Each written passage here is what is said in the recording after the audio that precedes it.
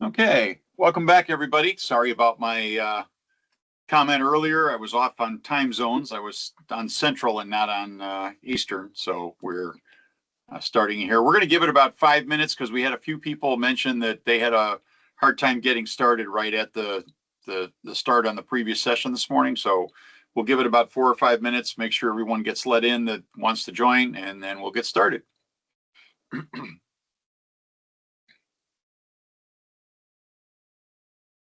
And just a reminder, we do have the chat open. So if anybody's got questions, especially on this one where it's a little more in detail, by all means, use the chat session and we will stop and address your questions as we go forward.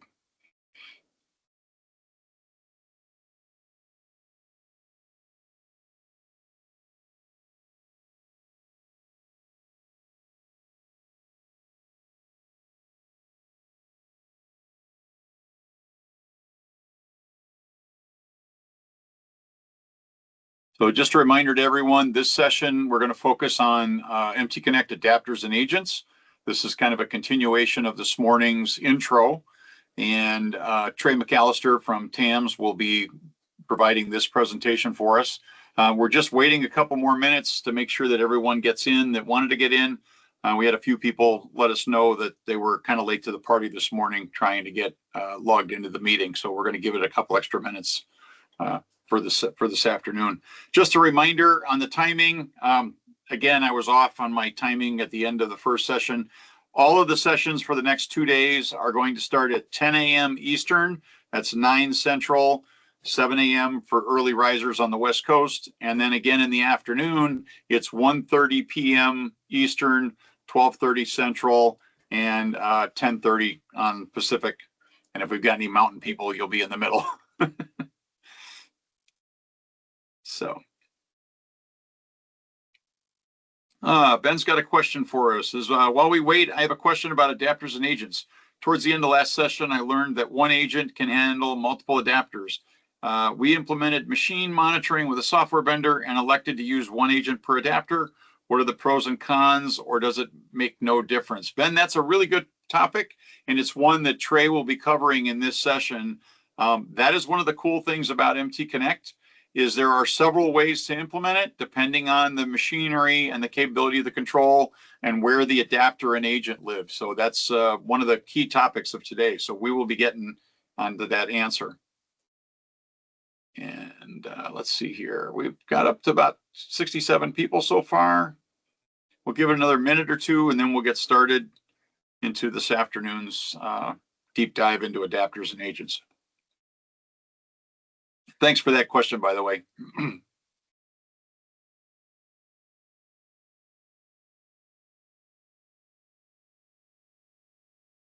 Trey, while we're waiting, why don't you give a quick introduction to yourself to the group while we're waiting for any last minute stragglers.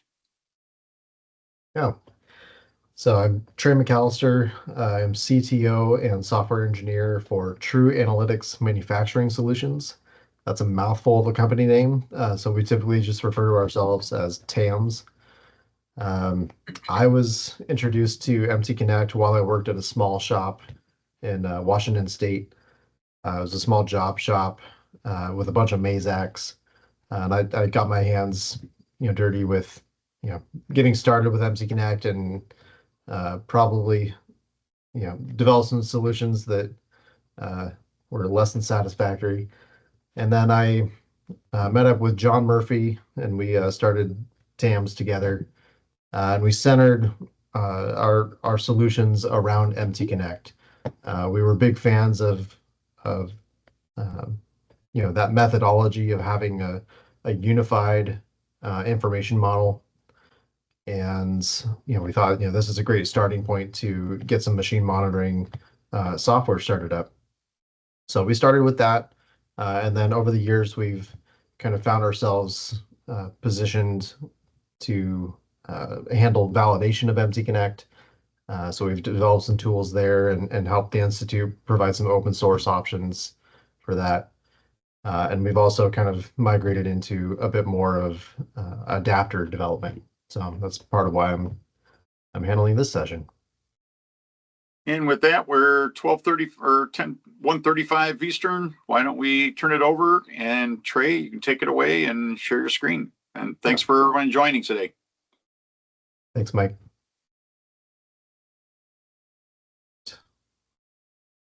So again, my name is Trey McAllister, and I'll be handling this session 2 on adapters and agents. We'll go over what an adapter is and isn't, as well as the roles of an agent. We're primarily going to focus on the example of the MTConnect Institute's open sourced reference agent. So you can find in any of the open source repositories on GitHub. There's a link here in the window. Let's see if I can do this laser pointer here. Yep. So github.com/mtconnect is where you can find all the repositories. And we're specifically looking at the CPP agent repository, or the C++ reference agent.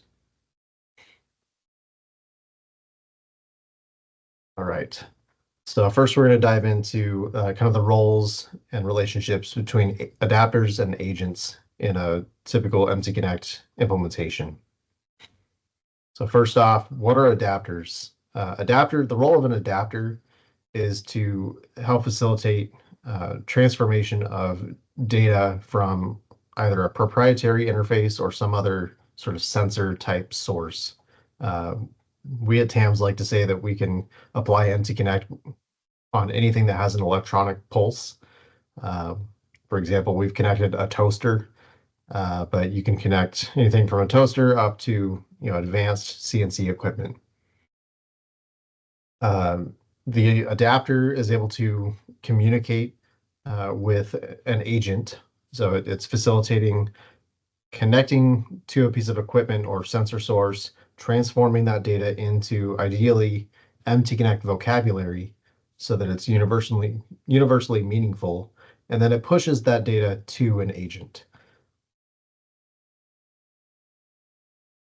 So one important thing to highlight here is that the adapter part of the implementation that I'm describing is non-normative. That means it's not covered by the MTConnect standard. We refer to adapters a lot because it's a very common piece of the architecture, but we don't actually cover the adapter explicitly in the MTConnect standard. So this is all purely based off of recommendation. And again, to specify, when we're talking about adapters today in this session, we're primarily focused on adapters that communicate by the recommendation of the reference MTConnect agent. So here, right here in the middle of the screen, again, we have that link to the GitHub repository for the open source agent. You can scan this QR code for this link. And you'll periodically see QR codes and links throughout the presentation. Just know that the hyperlinks down below are what's in the QR code. The second half of an MTConnect implementation will be the implementation of an agent. So in this case, again, throughout this presentation, we'll focus on the recommendations of the reference C++ agent, and anything beyond this point is considered normative, or it is defined in the standard. There may be some unique caveats that are specific to the reference agent, and I'll try to call those out. All right. So how do adapters work? So I briefly touched on this, but the role of the adapter is to transform data that may be in a proprietary format or in a raw data format, and ideally transform it into either the semantics and or the vocabulary that's defined in the MTConnect standard. So common examples of data sources would be some other REST API, or it could be GraphQL or some other type of API that a CNC machine might have. Bannock Focus is another example. Siemens Cinemeric, OPC UA. There's all sorts of different protocols and APIs that are available on equipment. There's also kind of raw data. You could get raw serial data, via USB or RS-232. We'll touch on it earlier of connecting with an Arduino or Raspberry Pi. We've also seen implementations where you can just do something kind of like Wireshark, where you're sniffing packets on a network connection, and you've developed an adapter software that can translate those packets into meaningful data according to the standard. And then, of course, the adapter, once it's done that translation or transformation, will push that data to an agent. So when we're talking about pushing the data to an agent, we, again, are focused on the recommendations provided by the reference C++ agent provided by the MTConnect Institute. And this particular implementation of an MTConnect agent employs a shutter protocol. So we're going to kind of step through some basic examples here of what that protocol looks like. So again, we have the representation of your equipment or your sensors communicating to an adapter, and now the adapter has somehow transformed or translated the data. Now it's ready to push that data in a somewhat standardized format to an agent to then contextualize the data. So, the basic format for just simple values, you start off with a timestamp, and everything is pipe delimited. So you end up with a timestamp, a pipe, and then the name of that value, or tag, as it's referred to in other standards, followed by another pipe and the result for that related tag. So here you have a key value pair.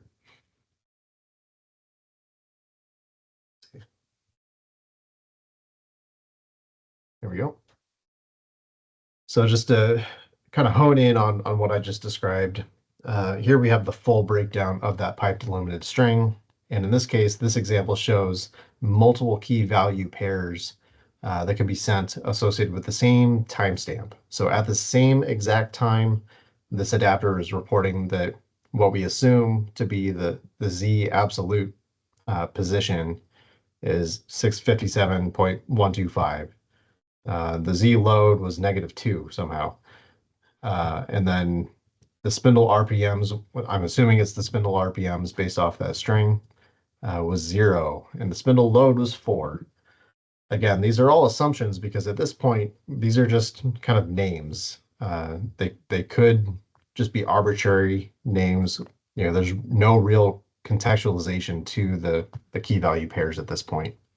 That will be the job of the agent, and we'll go into that later.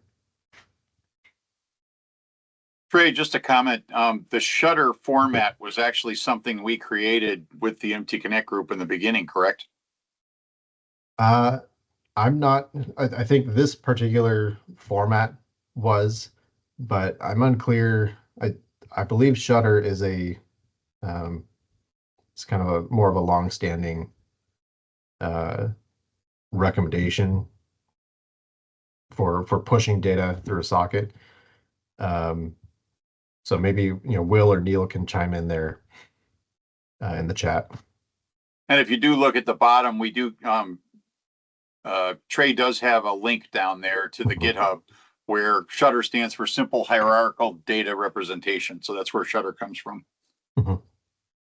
Yeah, and again, these links. Basically, Will just mentioned in the chat that the format was created in 2007 to enable easier implementation of the MTConnect standard. So it was something we needed a way to get data from an adapter to the agent. So this format was created back there in the beginning of time as far as MTConnect is concerned. Yeah. Yeah, this particular format of these specific key value pairs in the format of of these other output formats that I'm going to go into are specific to MTConnect. But this is a somewhat common approach to pushing data between software. So picking back up here with condition data formats, conditions are things like alarms, for example. In this case, we have an example of what we assume is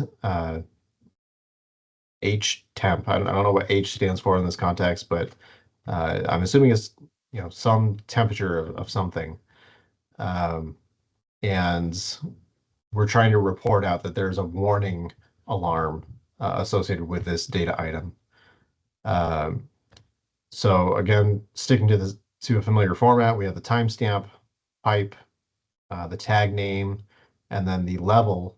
And this is controlled vocabulary. Controlled meaning these terms are explicitly defined in the MTConnect standard, and the agent is expecting you to provide these values if you want to stay true to the standard. So these are, again, universally meaningful terms that any application, like as we develop machine monitoring as a product, I can rely on condition codes being reported out as normal, warning, or fault.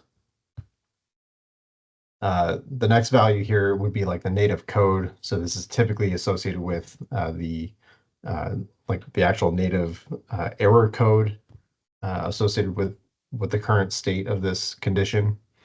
And then the native severity, if your controller supports different severity levels for faults or warnings, this is where you can specify that, as well as similarly a qualifier. And then the final part of this is the message. So this would typically be the message that you may see on a controller. The required parts of this string are the timestamp, the name, and the level. But I believe the pipes are also required, but they can be empty in between for the remaining items here. And that full string makes up the condition. Message, yeah, Will clarified the pipes are required, but the contents of those other items are not required. So message is somewhat similar. Again, we start off with a timestamp, followed by the name of this tag, and then we're leading with a native code for this message, followed by the actual contents of the message. To be honest, I don't remember where message is, where the current state of message is in the standard. But I believe this may be outdated. Maybe Will can chime in here. And then I'll circle back. It's been there since the beginning, no changes. So the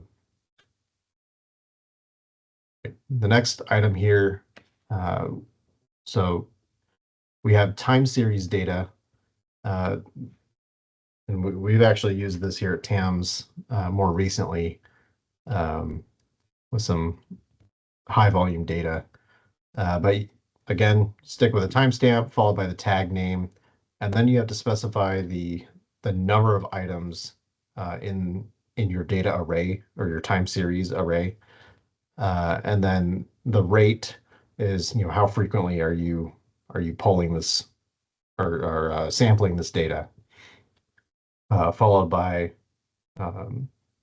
the space delimited string of results for that time series data. And yeah, so Will's chiming in here. The timestamp is when the last value was observed. And I think there's some additional documentation here in the C++ agent wiki that goes into more detail about some additional strings or suffixes that you can add to the timestamp to provide more specificity on the results that you're passing through to the agent. Yeah, and yeah, John Murphy, he's CEO of TAMS. He's highlighting here in the chat that the reference agent provided by the Institute is very efficient at handling high frequency data. So we have, as an example, samples in the 40 kilohertz range, and it's been able to handle that throughput. So very impressive. All right, so the next item here is asset data. So this is a part in the standard where you can specify different asset types. So in this particular example, we're pushing or adding an asset by the ID here specified KSS P300R.1, which is designated as an cutting tool asset.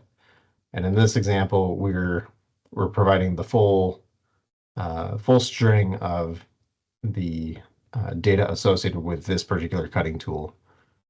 Let me pull this up. So for reference, I'm going to pull up the model browser to help me explain this. So this model browser, will touch on it earlier. This is a representation of the current MTConnect standard. In this case, we're looking at documentation for version 2.6, and 2.7 will be released not before too long here. But this website, anybody can go to model.mtconnect.org and browse the written standard.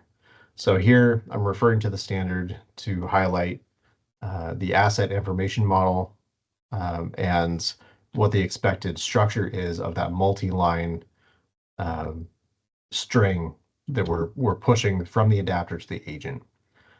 So here I can browse and find the cutting tool. I can also search for cutting tool, and it takes me directly to this block. And this page describes to me, all of the expected value properties and parts that I can use to construct the correct syntax for pushing assets to an agent's buffer.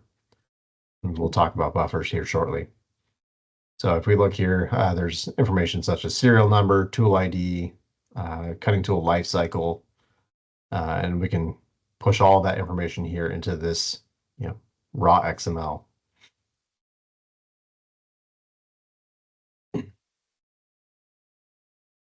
So we're kind of continuing here with the theme of asset data. I expanded this out a little bit more, but in the presentation, but the full documentation on each of the parts supported in the Shutter protocol is here on this C++ agent wiki. So you can scan this QR code or go to this URL, and you can review all the different command sets that are associated with managing assets in and out of the agent buffer. So I'm just going to kind of push through some of these items here. So this command specifically is the ability to remove an asset by its asset ID. The next one is the ability to remove all assets by a specific asset type. And then you can also just simply update an asset's properties directly. Sorry, I think I mislabeled this. The asset type here is actually the asset ID.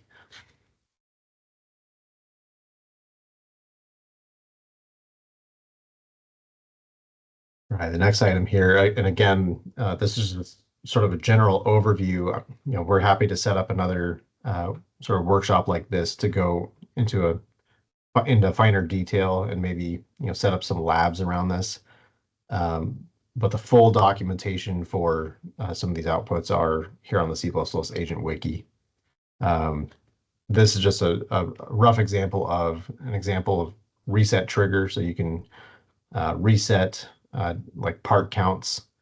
So you can indicate here that this particular part count by tag name must be reset.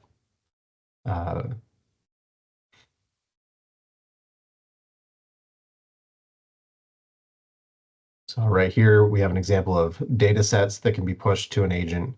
So this is very common for like variable lists.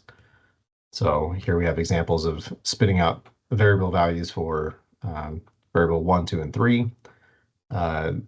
Again, the wiki provides more elaborate documentation on how you manage this data set in the agent buffer with the ability to add, remove, and update that data set and specific items in that set. Similar to dataset, there's also a table representation that's supported in the adapter shutter protocol. It's formatted somewhat similarly in that there's a key value pair in a space delimited format. But the difference here with table is that kind of wrapping within the curly braces, you end up with more of like a table cell structure. So again, within these brackets, you have key value pairs representing the cells. And again, full documentation here at this link or on this QR code. And then finally, I just want to highlight that there was a change in the latest versions of the Shutter protocol to accommodate the introduction of condition ID for condition-related data. So right here in the middle, next to native code, you can format the native code to include the condition ID, or you can omit the native code, and in this case, the 1, 2, 3 would be assumed to be the condition ID. And I believe this was added to the MTConnect standard, as well as the Shutter protocol to help accommodate the companion specification with OPC UA.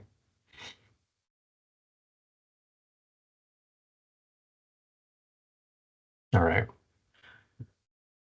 So again, as we're talking about the communication between the adapter and the agent, the adapter is able to send commands to an agent directly. And this is, as far as I know, this is the latest list of all of the commands that you can issue to an agent.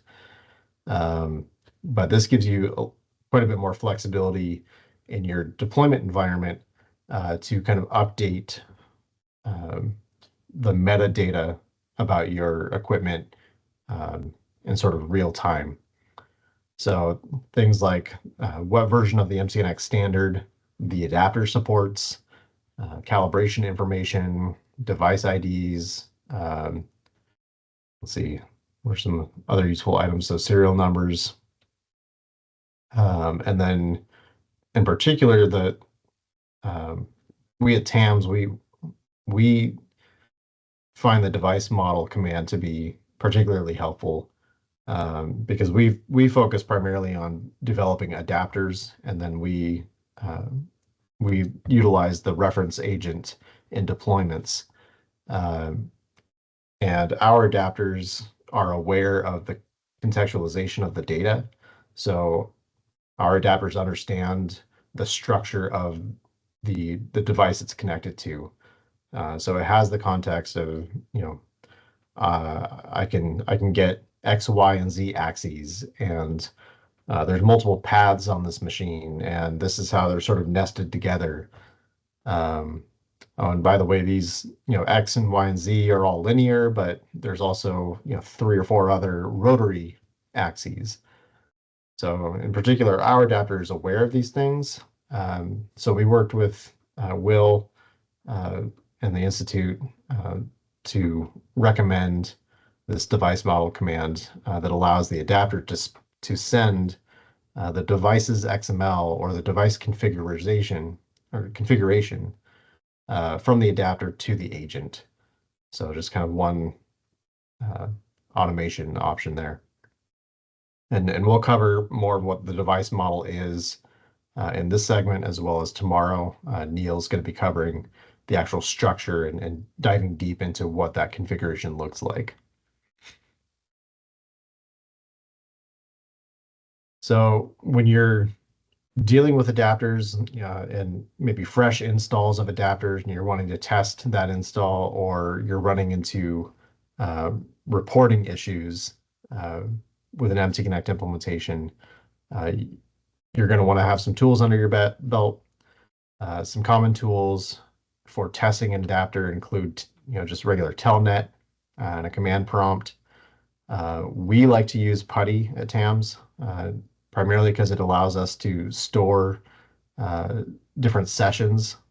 So in particular, if you or a customer you're working with has a multitude of different adapters and agents installed on the same server or PC, uh, PuTTY makes it a lot easier to sort of maintain a list of okay, how can I test machine number 1 and machine number 2. So right. So at this point, we're going to take a pause. I don't know, Mike, Free, might be just a for good a time for questions. point, Yep. point of clarification, can you back to your previous slide? Yeah.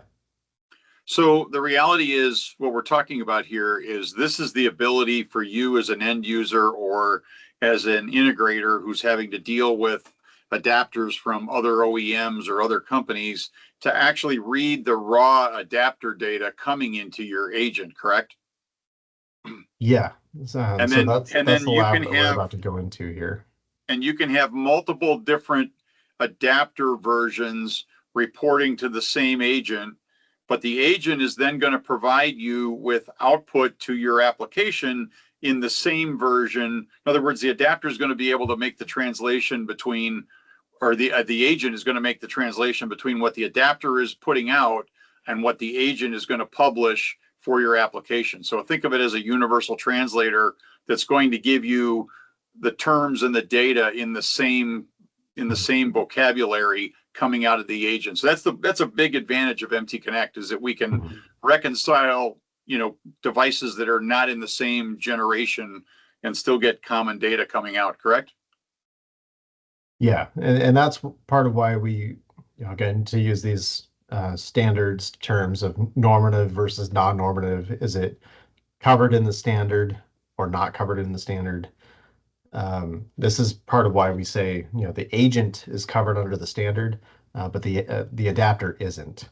Ultimately, it falls to the agent to be responsible for providing uh, the explicit terms and vocabulary and the semantic structure that makes MTConnect valuable and contextual. Well, and that was also a reason why having that device information coming out of the latest version, coming from the adapters, is really great, because as an integrator, I mean, our company is just like TAMS. We provide software using MTConnect. It's really nice to know whether you're getting 1.3 data or 1.6 data, 2.2 data coming out of that adapter level, so you have an idea of what to expect and what not to expect. This is the hardest part we have as integrators to the end user, is to explain, we would love to give you 2.6 data out of your 1997 machine tool, but the adapter doesn't provide us that data, so we can't make it up. It's that's one of our toughest problems as an integrator, is explaining that to the end user when we try to do an implementation on their shop floor. Absolutely. And that's part of why TAMS has gotten into adapter development.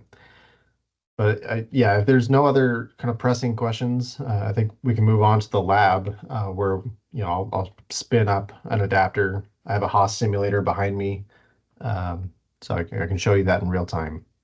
Yeah, we're doing good on we've had several people, including Will, answering the questions as they pop up. So we're in good shape. You can continue.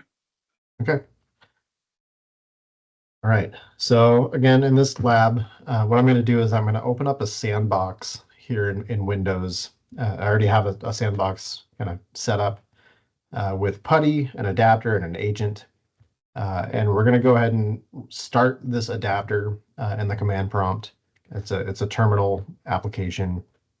And we're going to kind of play around with the simulator, and I'm going to show you in PuTTY what the output of the shutter looks like.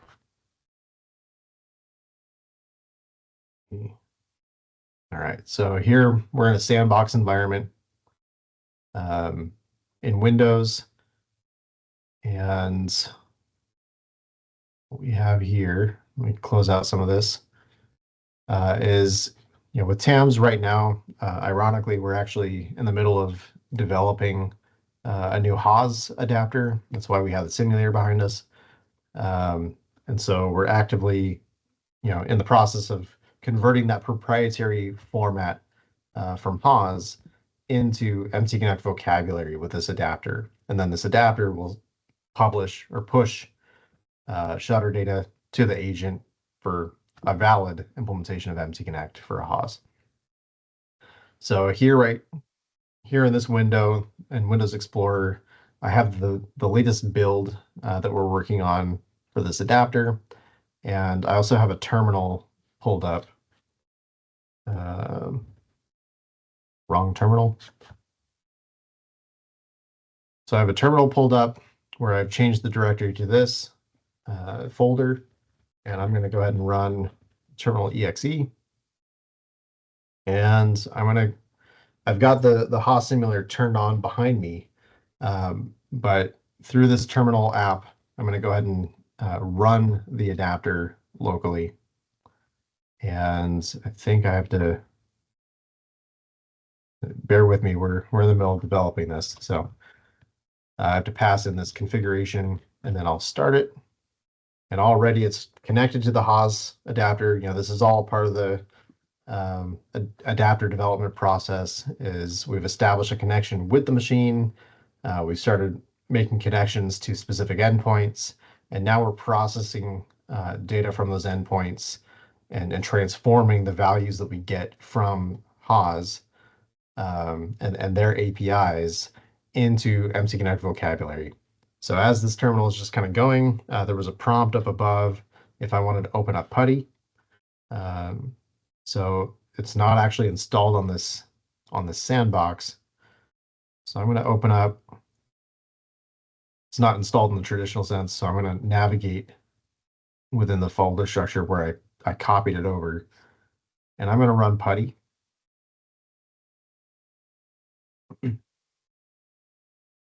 Maybe. There it is. All right. So, and again, this is why I love PuTTY to use with to test adapters, because I already have a session here saved for this particular Haas adapter. I'm going to load that up, and it's specified the host name or IP address usually, and the port. We're going to go and open this up. And this is the output from our Haas adapter. So right away, we see some of those commands that we just went over. We're specifying what the device name is, what the supported version of MTConnect is, and this is what we have to update. But our adapter is aware of, what version of MTConnect it's trying to fit to. So it should be able to report that out. And that's pretty dynamic. And then we see some items start to pop in. So we see these pairings of the timestamp of when we collected this data item result, followed by the tag name, and then the actual results. So here we have a couple standard conditions that are being reported out. The e-stop is coming back normal. One thing that you'll notice is that with any adapter implementation is that these tag names are going to be all over the place. How different vendors refer to different axes and data items within an axis is vastly different between vendors. What Mazak calls, the x-axis position is going to be different than what Haas calls in their native solution versus what we're going to call it here in this adapter. And again, this is why, the combination of having an adapter and an agent are so critical, is because the agent will then be responsible for contextualizing these tag names and saying in a standardized format, this, when I say that, this position data item is part of the linear axes, and it's specifically the X linear axis, then that's commonly understood across all different machine types, all different makes and models. That's kind of the beauty of MTConnect. All right, so we're going to kind of scroll through here. A lot of these things are set by default upon startup. And we're going to go down and we start to see, we have eStop alarm, or the eStop tag is set to armed. We have the controller mode set to automatic. And, and I'm saying these MTConnect terms because I'm familiar with it. But the execution state, even though it's not explicit here, is set to ready. So what we're going to do is I'm going to go ahead and hit the eStop to trigger a couple different updates.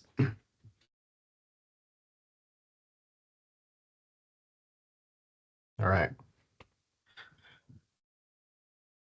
So here we have, bear with me again. This is a demo of a work in progress here. The eStop, we got to tie up some loose ends here, but it should have gone to triggered. That'll be a simple fix on my end. But the execution state did go to stopped. So we did see a live change in the state of the machine. I'm going to go ahead and reset this.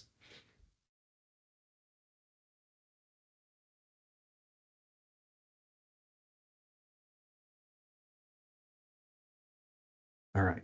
So now we see that sort of state change. And then I think I'll go into MDI mode. There you go. So now you can see in real time these data items updating. So again, just to recap, we've used PuTTY to one important step is we've used PuTTY to verify that we can connect to the adapter. This is probably one of the most difficult parts of an MTConnect implementation is just dealing with network infrastructure. There's a lot of nuances with how different companies structure their networks, different configurations of the machine network versus business network, switches, firewalls, all the rules and regulations that go into those. There's a lot of different sort of possible kinks in the chain between connecting to the machine, to an adapter, and then an adapter to an agent, and then an agent to a client software. So this tool here, eliminates a quarter of the possible issues. We've established the connection to the adapter. Now the next step is just to monitor the output. And what we've done here is we've seen changes in the adapter output that verifies that the adapter is appropriately connecting to the equipment and translating that data and pushing it through. And so, Trey, just to comment to the group, this is basically the down and dirty behind the scenes troubleshooting or reviewing that you're getting data from the adapter. If you're getting a quality adapter and agent from a major builder, Mazak and Akuma both provide the full package as an option to their machines. If you have those kind of builders that you're working with, you're going to install their stuff, set up the IP addresses and the port numbers, and you're going to immediately start getting good data usually coming out of them. You don't have to go through this. But I personally, and I'm sure Trey can attest to this, we've all dealt with builders who provide either poor quality adapter and agents, or they just give you an adapter and they don't even provide an agent, and you need to use the reference agent from MTConnect. That's another solution, but then you need to know that your adapter is putting out data. So these are the tools that you can use to kind of debug those kind of conditions. Absolutely. So, and as well, like if you're a developer, this is a useful tool in those situations where a builder has only provided an adapter and errantly claims that they have MTConnect. As a developer, you can use a tool like this to kind of deconstruct what kind of data is coming from that implementation. So you can analyze these key value pairs and hopefully discern what the intention was in terms of context for this data, and finish the rest of the work by implementing an agent. And I'll highlight, just while we're looking at this right now as well, these specific terms in this case, things like e-stop, armed execution, stopped, ready, the controller mode, manual data input versus semi-automatic. These are all values that are not coming from HAWS. These are the values that our adapter has analyze the output of the HAWS API to determine that this is the current state of that data item. So we're not just passing data through one-to-one from HAWS through MTConnect. We're actually having to process this data and make something meaningful out of it. So with that being said, I'm going to jump back into my main computer here. And I want to highlight a diagram that we like to use at TAMS to describe the different types of implementations. And in this diagram, we have three major columns that represent three main pillars of a typical IT network structure. So we have the IT network, which is more like your business network, and then your OT network, where typically your machines will be interconnected. You may have file program transfers on the OT network. You may even have program transfers from the IT network through a bridge to the OT network. But in terms of adapter agent installs, let me just kind of go through these four major types of integrations. So the first one would be a bridged integration. So this would be where there may be a proprietary data API or maybe even sensors in the OT network that you will have to install an adapter on the somewhere between the IT and OT network. Sort of a purgatory network, if you will.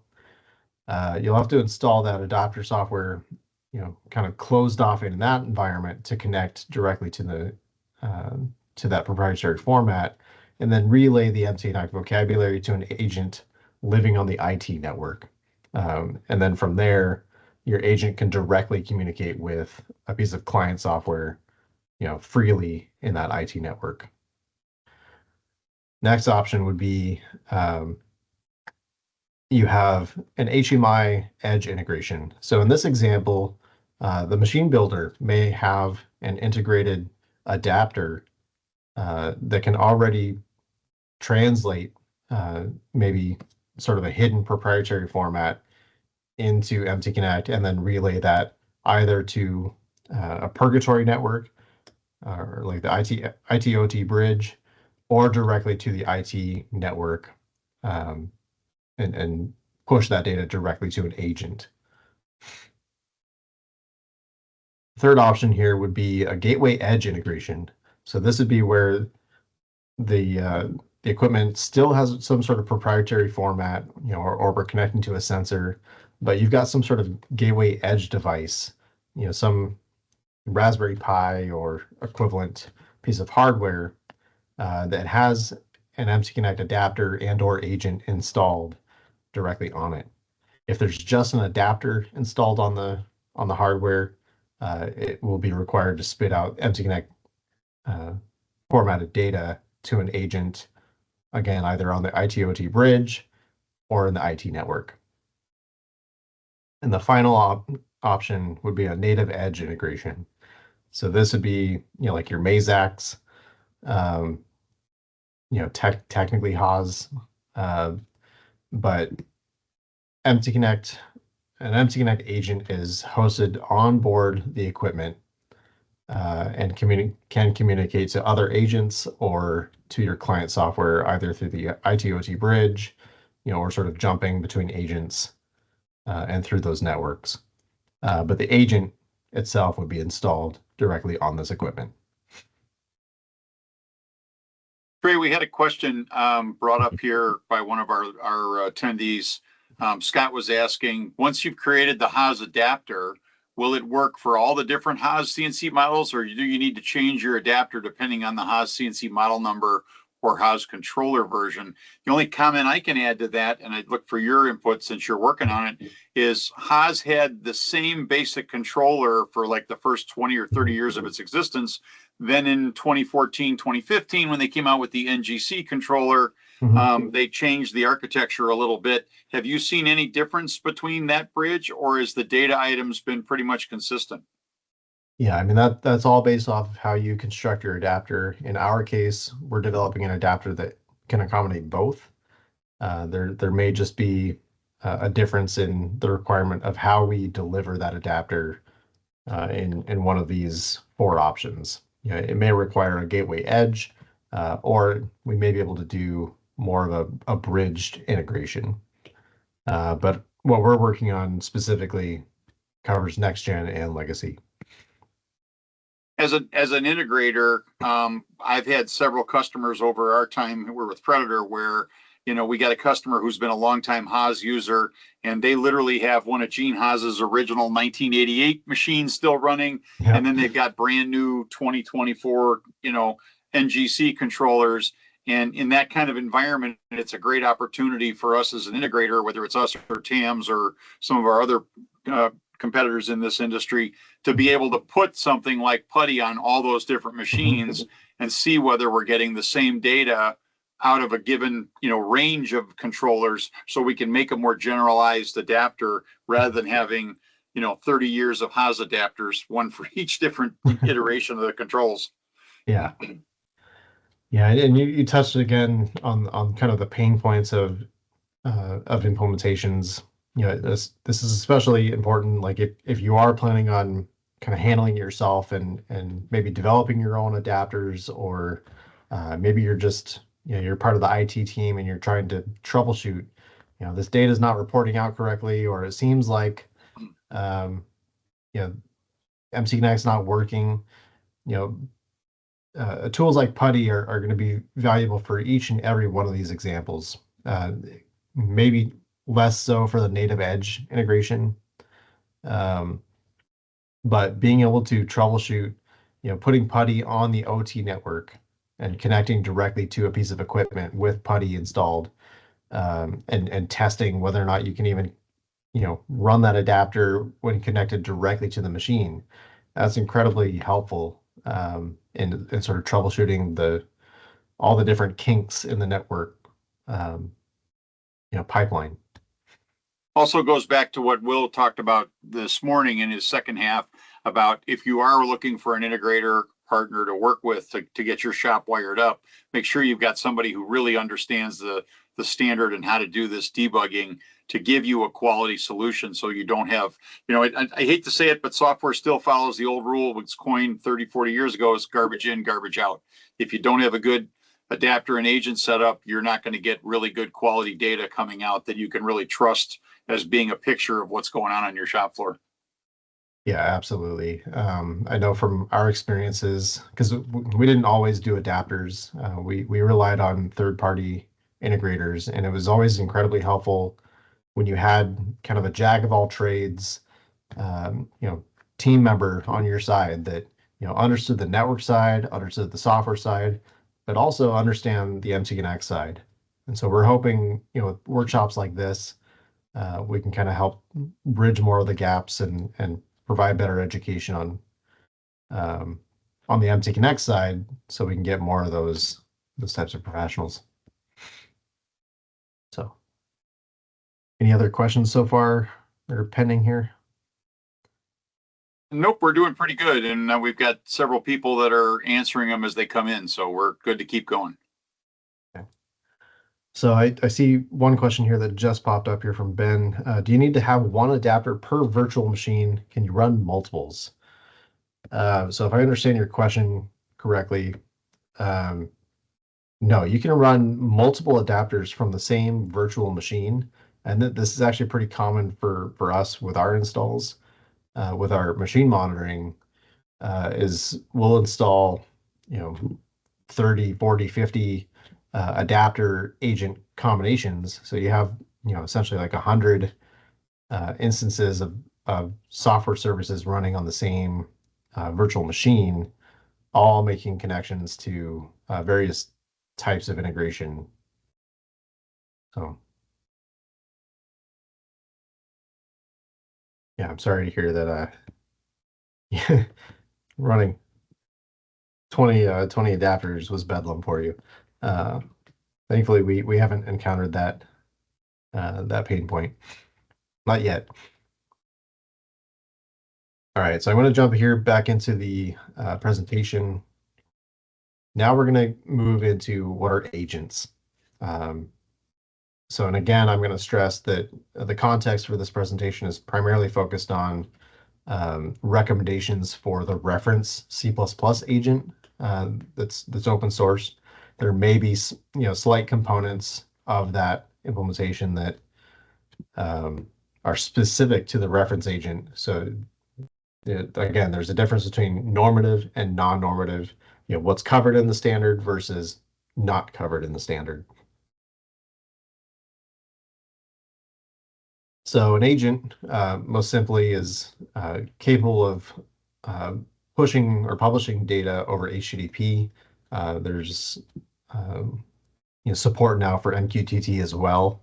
I know the reference agent has the support. I think it needs some testing.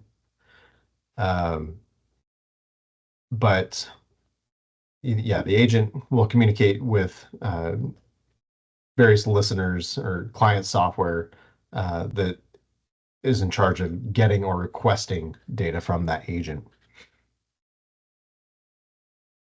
So simply put, and how an agent works is, a client piece of software will send a simple HTTP GET request to any one of the endpoints of the agent's REST API. And you can specify through the accept header whether or not you want XML or JSON. And in this particular note is that XML or JSON depends on the specific implementation of that agent. The reference agent on GitHub supports both. And then the MTConnect agent is then responsible for responding with the appropriate MTConnect information model. So here we have a very broad diagram here that shows the pipeline from an adapter. Again, it's communicating via TCP/IP using that shutter protocol to push data to the agent. The agent internally will store that data from the adapter in a buffer, as well as it will utilize its own software configuration files to contextualize that data. So we're going to highlight this here shortly, but the agent.config file helps define, where are we publishing our responses out to. The most typical implementation will be port 5000, but also what adapters am I connecting to? So that's all covered in the agent config.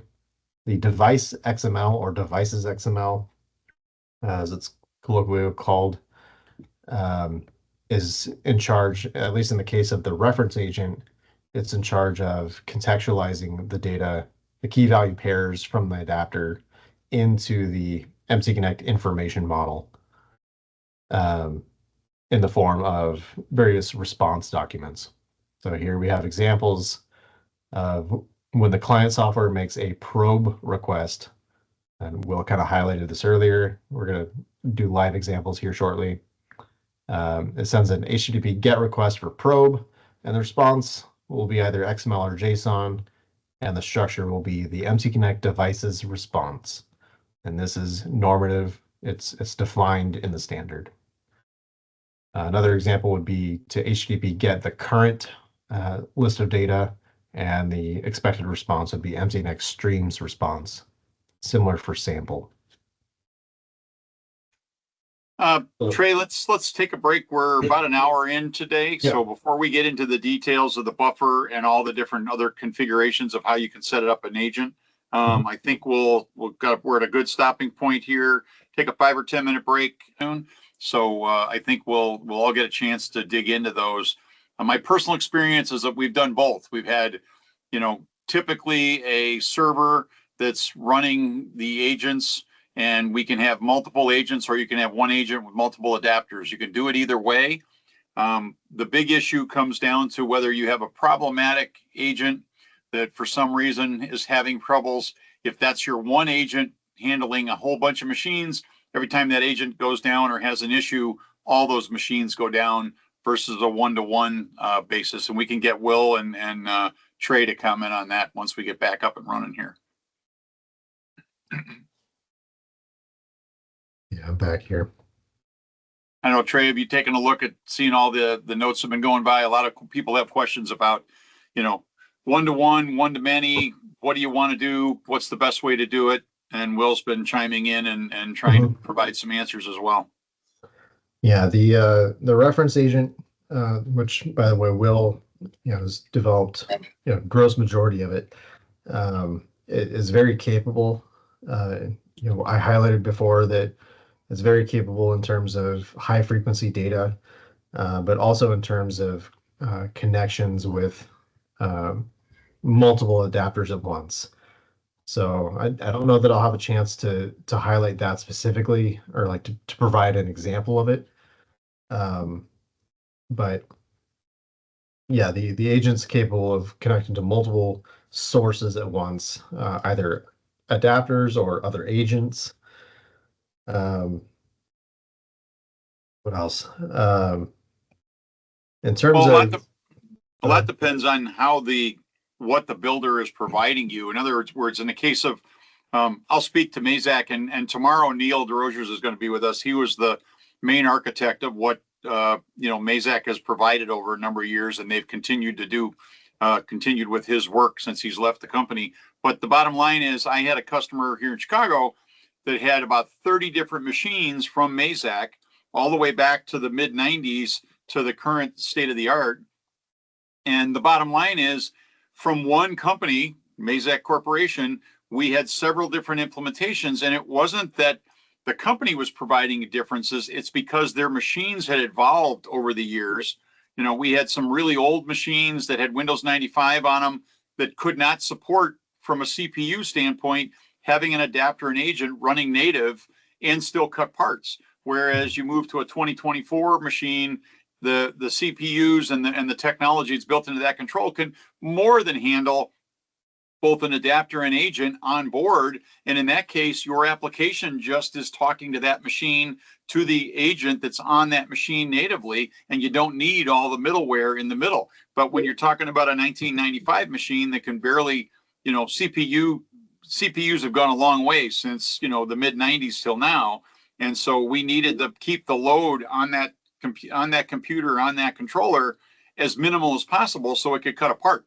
So those are the kind of things that go into the architecture difference. And the beautiful part about that is, you got to give Mazak credit.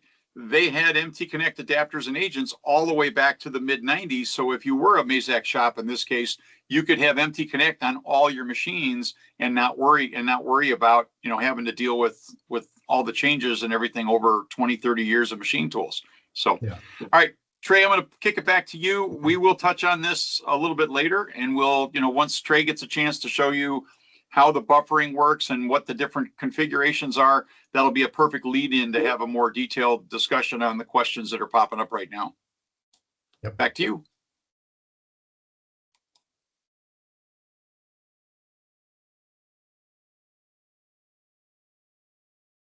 So I'm going to try and grab one of these questions that just popped up as best I can. So if you're providing high frequency data to the agent, I believe you said 40 kilohertz earlier, and yeah, it was 40 kilohertz. How is the connected application reading this data at that rate? Is it just grabbing all the values from the buffer? That's a perfect segue into what we're about to cover here. And yes, the idea is that through these endpoints, you should be able to grab everything from within the buffer and have all the information you need to keep up to date with that buffer in a meaningful way. And I'm not going to go too crazy into details on on the specifics of that. If you want to learn more about how you can best keep up with the buffer, yeah, Neil just chimed in.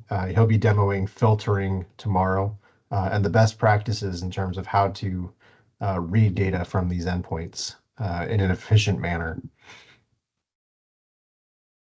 So just to quickly recap here, and as we segue into the next section here, we'd covered that we have the communication between the adapter and the agent, via TCP/IP, using a shutter protocol, and the agent is then responsible for consuming that data through the socket and storing it in a buffer. And so that's what we're going to cover here. So the agent buffer, we'll come up with a good analogy here in the next slide or two. But what's important to note is that all the data items that are consumed by the agent from the adapter, or even if there isn't an adapter, all the data items in the buffer are sequenced.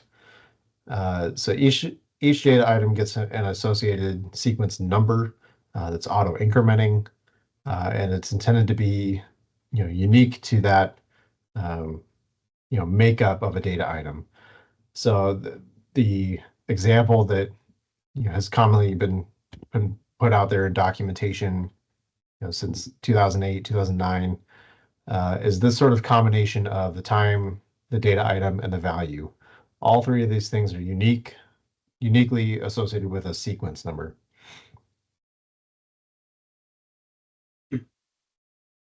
The example for the visual example of the buffer would be like in this case, we have a pipe. So if you imagine a pipe and you're just shoving tennis balls, down this pipe, and the pipe can only fit so many of these tennis balls. And so eventually, you push enough tennis balls through, and the first one that you have shoved in there is going to pop out the other side. So this is a common software, concept called the first in, first out.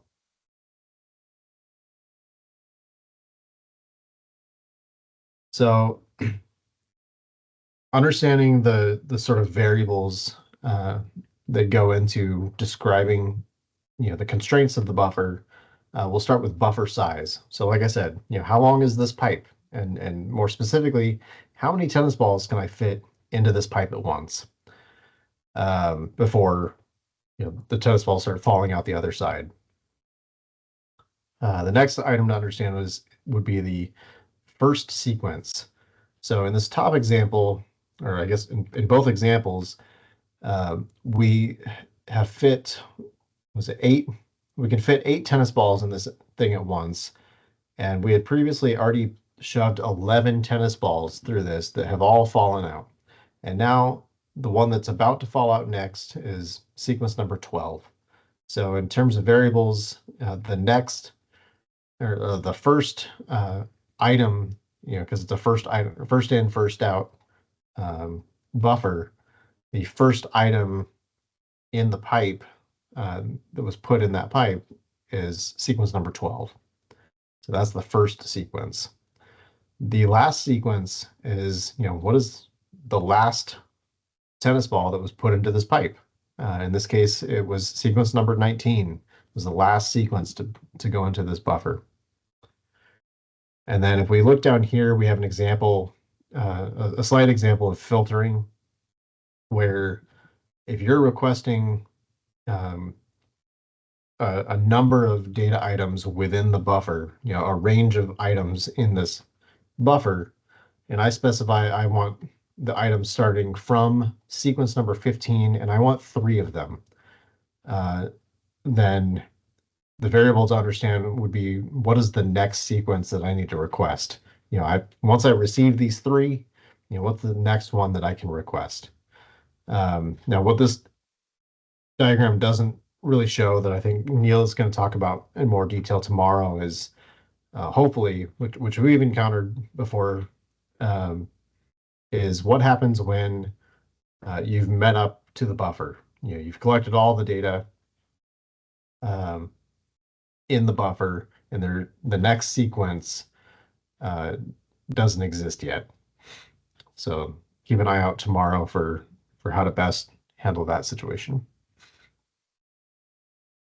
This diagram shows kind of the sequence of events between a client application and the agent. Here, step one, we're highlighting that we're going to send a probe request so that the client application has the context for this information model. The agent then responds with a status code OK and responds with the MTConnect devices response. The next step is for the application to send a current request. Now that I can contextualize the data and I have an understanding of, the information model, now I want to kind of fill in the blanks. I have all these variable names now of, you can give me feed rate and load and execution state and controller mode, all these things, but I don't have data to fit into those variables. So I'm going to grab, the latest values for each of those variables. So you send a current request, and then it's going to respond OK and give you an MTConnect streams response. And again, so this gives you all the latest values for each of the data items that was described in the devices document. The next step, which kind of is intended to be a continual loop, and that's what's highlighted here with the duplicates of 789. 789, we're just going to do the same process and poll. You can have the option of polling the agent, and we're going to sample that agent. So the first request we're going to do is, we're going to specify, because we have the next sequence from the current response. These two, or all three of these, share the same type of response, the MTConnect streams, and I'm going to get the next sequence in each one of those responses. When I got the current response, I have the next sequence. So now when I make this first sample request, I can feed that next sequence number into the from parameter of my request and get up to 100 data items back. And what I get next is in this response, I get an updated value for what the next sequence is. So this means that the adapter, as I am processing the data from the current request, more data has come into the agent buffer, and more data has been pushed out of the buffer potentially. But more importantly, there's new data that I can request. So then I can turn around and ask the agent again for more data. So I'm going to specify now 159 for the next sequence number. And eventually what you might see is the next sequence number is just not going to change.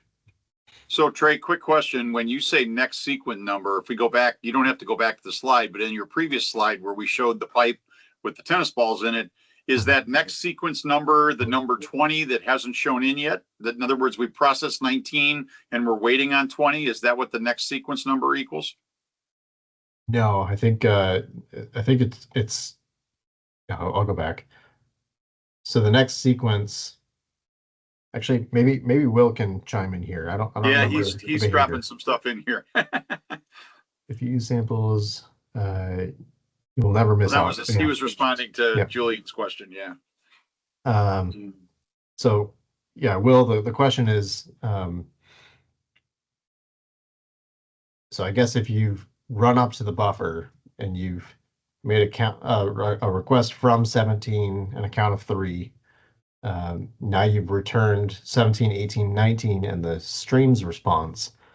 Next sequence, is that going to be 20?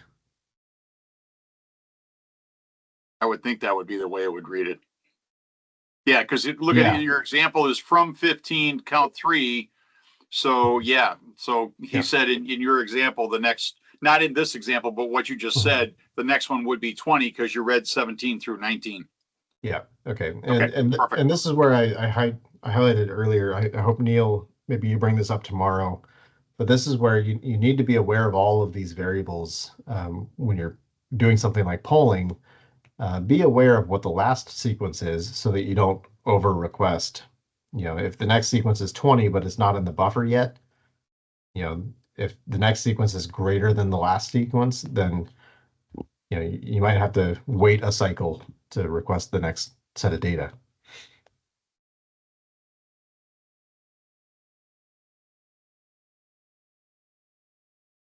I'm trying not to bleed too much into tomorrow's presentation, but so request without filtering. So basically what this diagram is highlighting is what we've described already, which is if you make a sample request, I can specify I want the sequence numbers starting from 101, but I only want 11 of them. So if there's 25 data items in the buffer, I only want 11 of them. So, for whatever your reasons may be.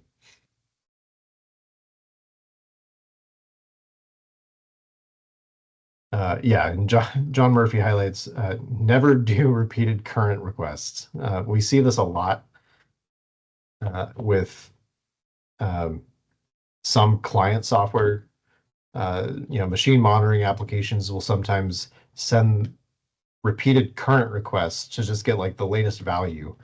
And I would heavily discourage that because that you're essentially leaving valuable the valuable data behind that could really give you more advanced analytics. So yeah, you could be missing out on all sorts of data doing it that way. So now we're going to go into, I'm going to describe a little bit as a preface, but again, this kind of bleeds into Neil's presentations tomorrow on device files and kind of understanding the component structures. But just for context, a component is a logical or physical entity that provides a capability. Components are a critical piece of the semantic structure that MTConnect provides. Examples of this would be, axes, the XYZ, ABC, whatever the names are, controller paths, extrusion units, like 3D printing heads, or extrusions for molding, doors, tanks, you name it, we've got a representation for components. Actually, I'll go ahead and pull that up. Again, this is the model browser. So this is a snapshot of the latest version of the MTConnect standard, all the semantics and vocabulary. You can navigate the standard through this web interface, the model.mtconnect.org. And we'll go into the device information model, and I can browse and look through, what are all the component types that are explicitly defined in the MTConnect standard. So I scroll through here, you can see there's a lot. And it's pretty well encompassing of, certainly your average manufacturing environment. Shannon asks, is there a way to download the standard for offline access? Technically, you can download the XMI directly off of GitHub, or you can go through here. This is the raw version of the standard. It's an XML document. It's very complicated. I would not recommend this. Honestly, my recommendation would be to go through the model browser. Otherwise, maybe Will can chime in on some options for offline viewing that's maybe similar to this. You might be able to use Cameo or something like that. So yeah, going back into the component model, this is really, in my opinion, the great value of MTConnect over some other standards like OPC UA.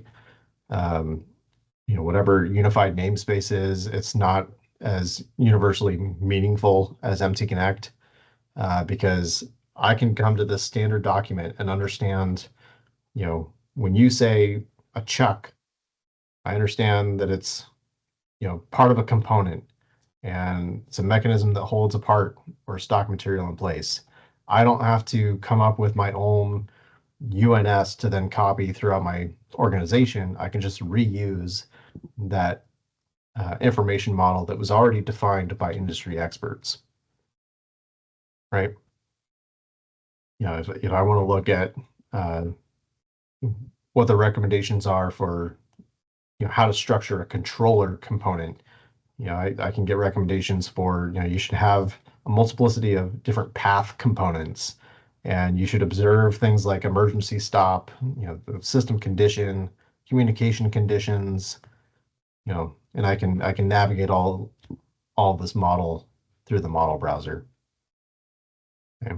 So this concept is going to be important for understanding what we're looking at here later on, which is the devices XML, or the contextualization of the data that we received from the adapter. Now we have to kind of fit it into this universally meaningful data structure.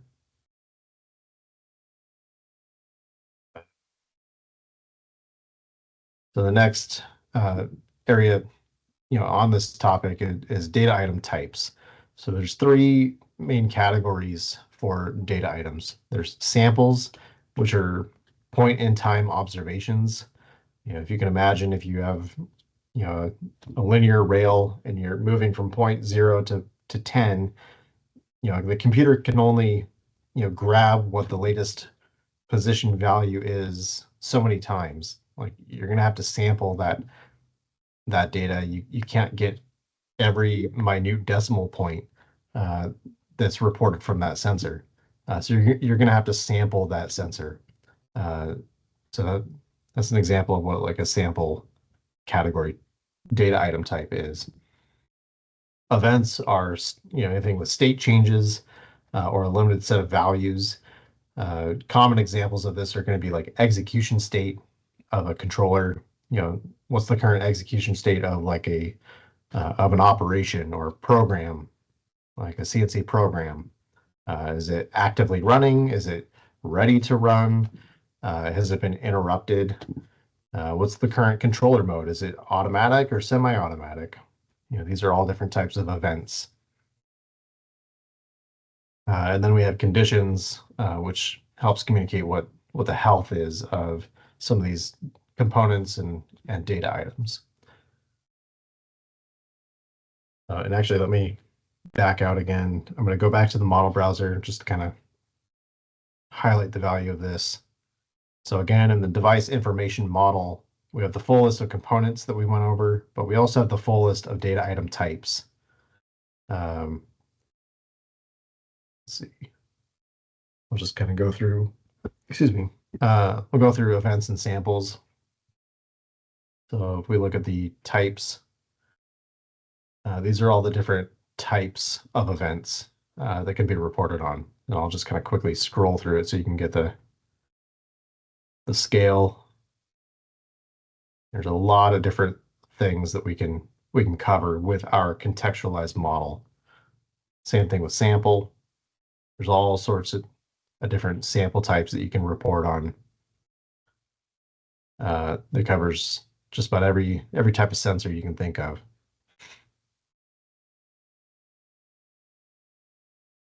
Jump back into the presentation. Okay, so now that I gave you kind of a snapshot into what makes up this devices XML, other terms for it are the probe response, device configuration, but according to the standard, it's defined as the MTConnect devices response. So that is the structure of the document. And I'm sorry, I'm going to go back into here just so I can show you where that is. Let's see. It's under fundamentals. The MTConnect protocol, when you make a GET request, these are the types of response documents that the agent's REST API will respond with. In this case, what we're talking about is the structure of the MTConnect devices response document. So again, you can navigate the full structure here of what goes into that, from MTConnect devices to devices, or like device instances, components down to data items. So that's what we're covering here. So if I look at this, this is what I want to look at. Let me go ahead and copy the one that I have here in the sandbox.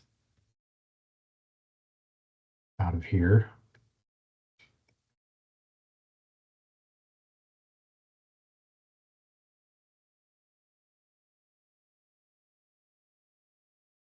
Maybe.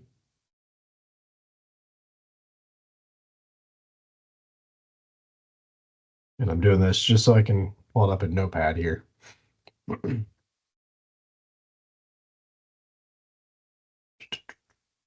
XML. There we go. So this is what you'll see for devices XML, which you can use for configuring the reference MTConnect agent. I will note that not all agents will use a device XML file to contextualize the data. You may have an install of an agent, particularly like native implementations, that may not follow the structure. So take this with a grain of salt. But again, this is for the context of a reference agent. This is the structure that you can use to contextualize the data from the MTConnect adapter to the output of the agent.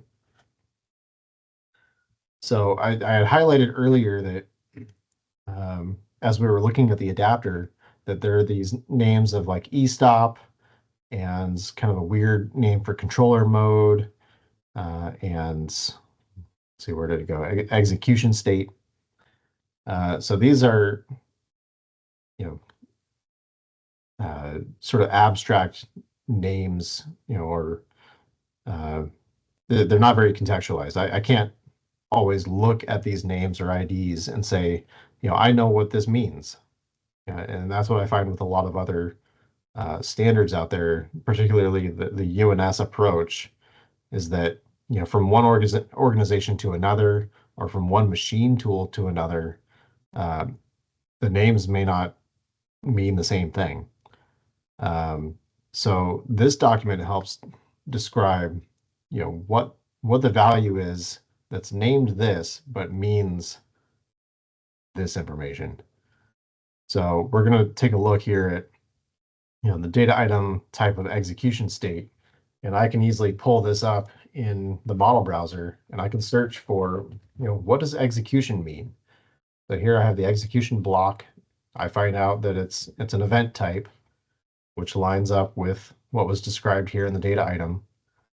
It's a category type of event. So that checks out. And I understand that this is the operating state of the particular component. In this case, going back to the information model, the component is the path. So I know that the path is a subcomponent of the controller. So this is the execution state of that path under this controller. So this is what we mean by contextualizing the data. And again, the value of MTConnect over other protocols is that, I don't have to reinvent the wheel and come up with these terms on my own. I can just reuse this information model. I can even, overlay it on top of something like OPC UA. I can adapt the OPC UA nodes, which may be based off of some sort of UNS. I can adapt that into a more common and universally understood structure with MTConnect.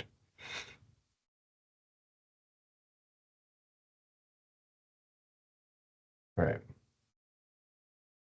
So that was a kind of brief overview of MTConnect devices response. And again, Neil is going to cover this in a lot more detail tomorrow. So I'll let him do that. And I'm going to circle back here to the endpoints of an agent.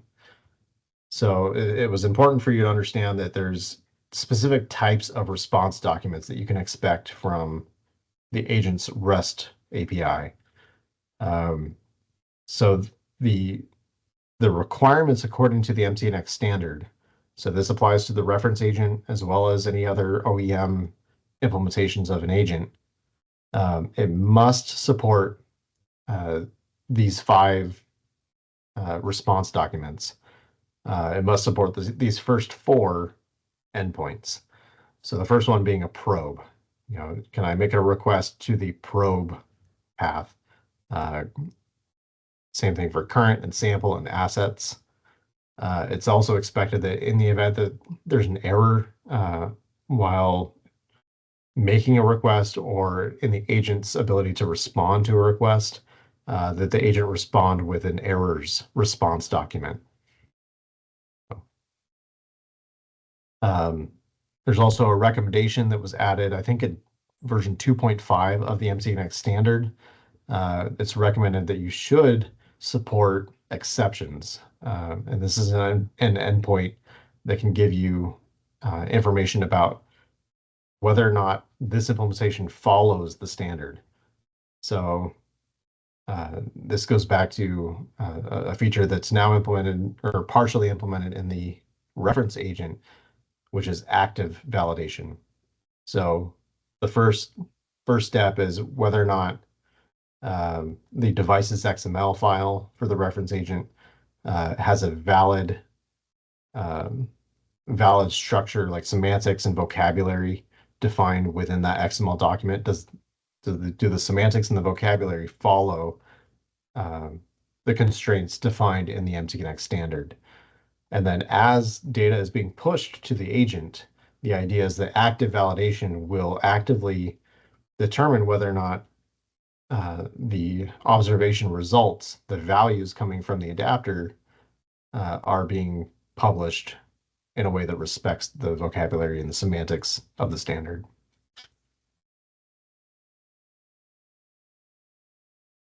So now we're going to touch base on the assets side of the agent.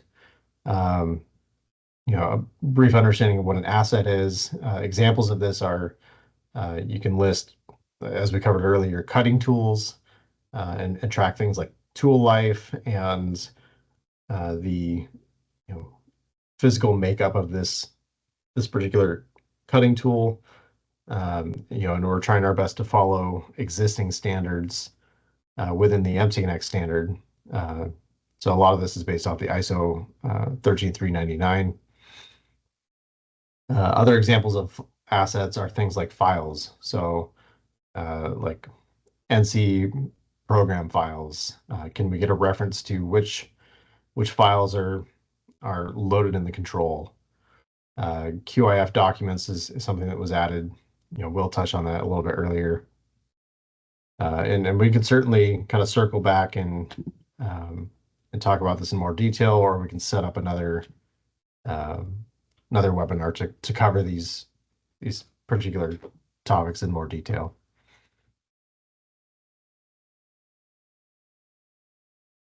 So here's an example of cutting tool lifecycle. We highlighted this a little bit earlier when we were going over the adapter shutter protocol. When you send commands to add or update an asset, we had a snapshot of the cutting tool, right? So this is a more elaborate example that shows some of the different value properties and parts that make up a cutting tool. For example, the asset ID, the current cutter status, all of these things are defined in the MTConnect standard. And you can use that model browser to kind of review the type of data that you can get from an assets implementation.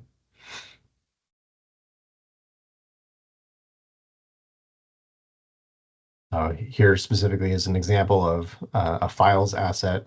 So here, I think Ted Weirtz mentioned in the chat earlier, I was asking Will during his presentation about whether or not assets supported references to the OBJ files that provided that digital twin example that he showed. And yes, files supports that. But again, it'll just be a reference to, where does that file live? And it's possible for that to be, a network location. So you may be able to request for assets and get it over the network.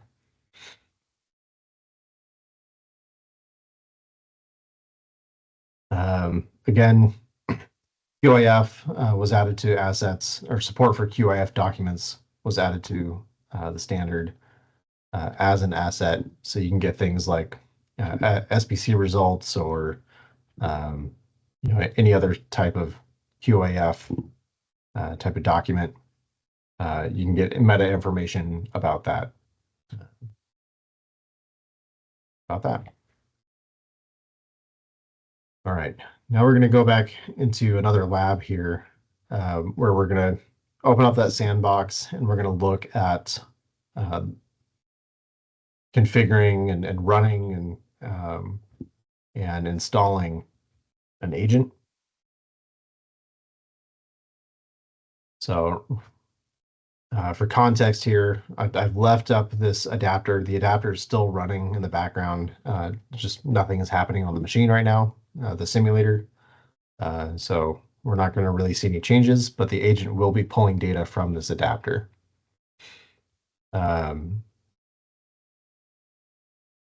So kind of step one would be, identifying if there's an existing agent or not. In this case, in this lab, we're assuming that there is not an agent, but we have an adapter running. So this may be a fresh install for a new machine connection, or it could be one of those weird OEM implementations, implementations of MTConnect where they offer an adapter but no agent. So in this case, we can just go to github.com. Again, MTConnect is the organization, CPP agent is the repo. And if you go to this repository, over on the right-hand side, at least in the current version of github.com, you can scroll down and go to releases. And by default, it'll always show you the latest release or pre-release of that build. And so you can look down here under the assets section and you can download, whatever compressed file that you need for your runtime. So I had already downloaded the Win64 version and unpacked it and put it on the sandbox. And at least with TAMS, we try to structure, create a folder structure that's somewhat standardized, at least per organization. But we have kind of a general guideline for how we like to organize these in the context that there may be multiple sets of agents and adapters installed on one system. So I like to put everything, in either an MTConnect folder or, for us, when we deploy our adapters, we put it in a TAMS folder. Here we have MTConnect, and then I break it down into adapters and agents. So in this case, I already have the adapter specifically for the host simulator set up in the adapters folder.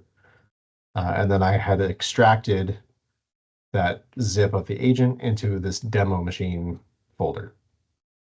So here's that zip. We go in here. Again, this is specifically for the reference agent, but we will access the agent through the bin folder.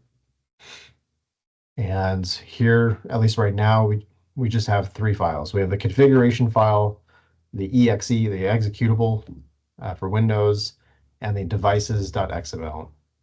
There, now you can see the file extensions. So we had already covered earlier in Notepad++ the structure of this devices XML.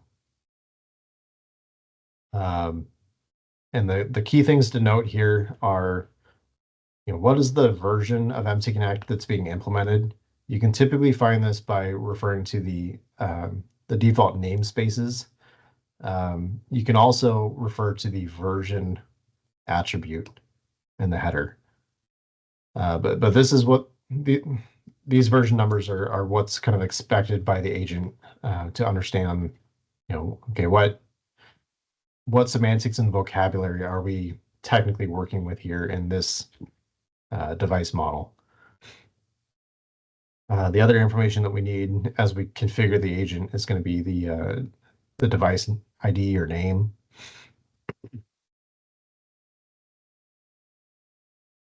So going back into this bin folder, we'll edit this agent config.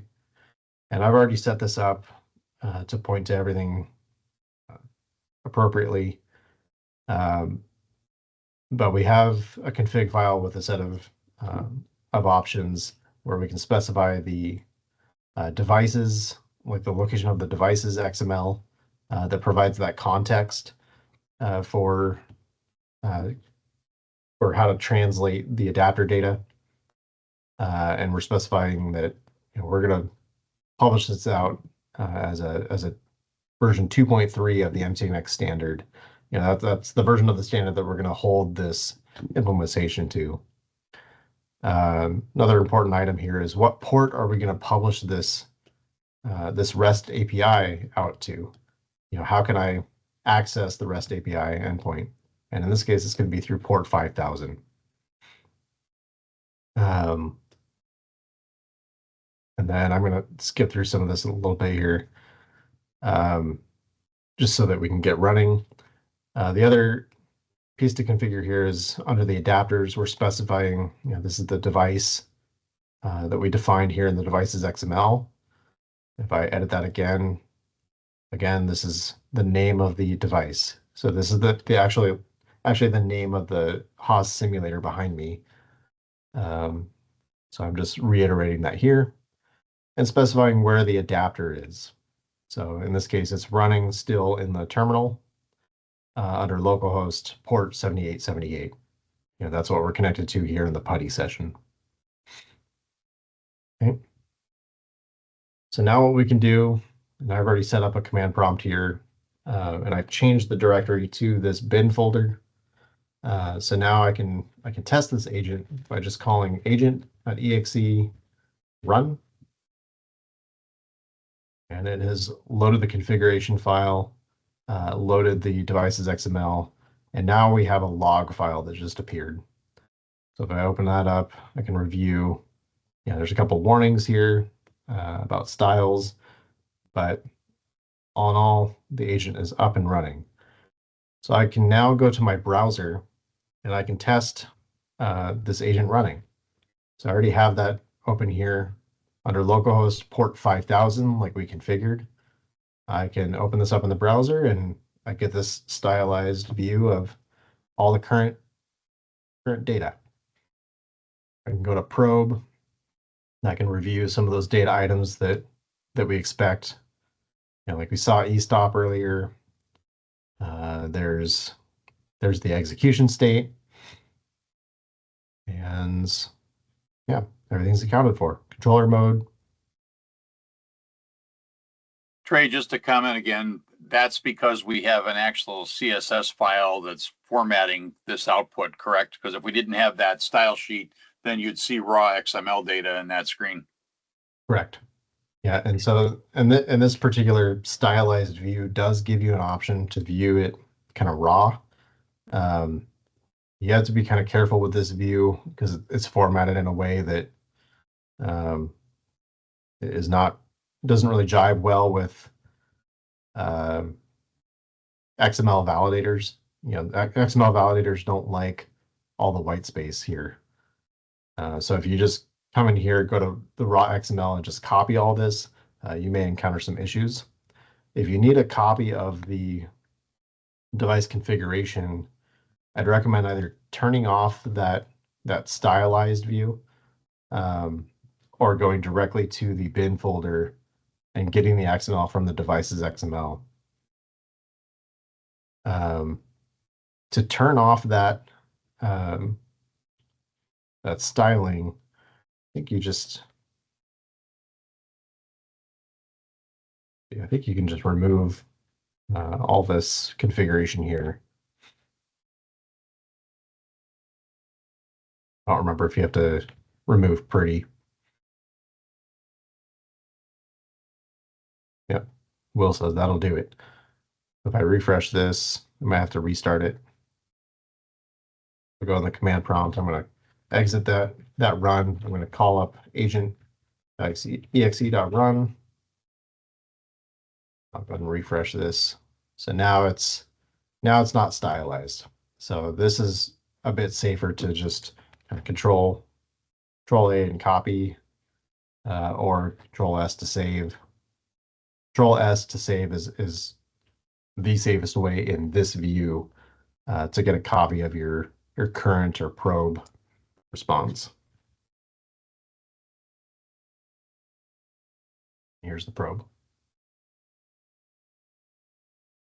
So one thing to note as well here, in later versions of the reference agent, in this case, it's injected an additional device here. An agent element is part of a device in the MTConnect standard. But this does highlight that the agent supports reporting multiple devices at once. So you can have multiple pieces of equipment being fed from different adapters into the same stream of data. And Neil will highlight tomorrow how you can kind of filter out multiple devices and get to maybe an individual device or types of devices through the filtering. But the agent does support multiple devices at once. And that's evident here with agent and device. All right, I'm going to jump back here in the presentation. So we had kind of covered a lot of this as we went along, but just to recap, we looked at the agent.exe and being able to run that from the command prompt. We looked at the agent configuration file and the device's XML and the log. And I'll just reiterate here that I think in the next, maybe not. I'll pull it up here for reference. But the C++ agent repository on GitHub has the documentation on the configuration files. So if you go here to C++ agent wiki, if you're just coming here straight from GitHub and you're on this landing page, you can go up to the top here, the top tab for wiki. And then there's documentation here on some of the configuration and basically everything about the C++ reference agent. So if you have questions about how to configure the agent, you can come here and get more details about all the different options that are in there. So usage and configuration. Oh, it's like Dave O'Claus needs to do an update. So it should be here. I think, well, again, for the recording's sake, for people that want to review documentation on the configuration, another option right now is the MTCup site, MTConnect, or sorry, mtcup.org.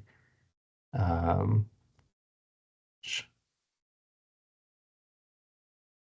see.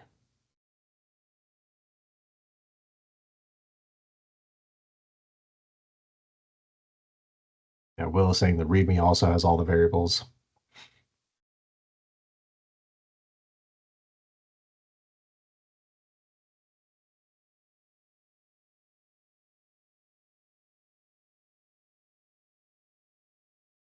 Okay, so this README is very large, but yeah, Will's right. It has everything you need in this root README. So I think it's just a matter of we got to track down some of the documentation in the README and transfer it to the wiki. Yeah, you can start to see a couple of these options come through, like what is the port, allowing put requests, how to configure the adapters, as well as how to run the agent executable. What I didn't show in the sandbox, which I'll just show really quickly, is again in the context here that I'm in the bin directory in this command prompt. I can install this agent by just simply calling agent.exe.install, and it will install that executable as a service in Windows. So if I open up the service manager, okay, this is a list of all the services. Then I can find the MTConnect agent newly installed here. And then I can run that here. So right now, actually, before I run that, I'll try to make a request to that endpoint, and it's going to fail. Okay. So now with this agent installed as a service, I can start that up. It's started and running. I'm going to refresh just to verify that it's still running. And now I can make that request, and it works. So that's how you can install the reference agent.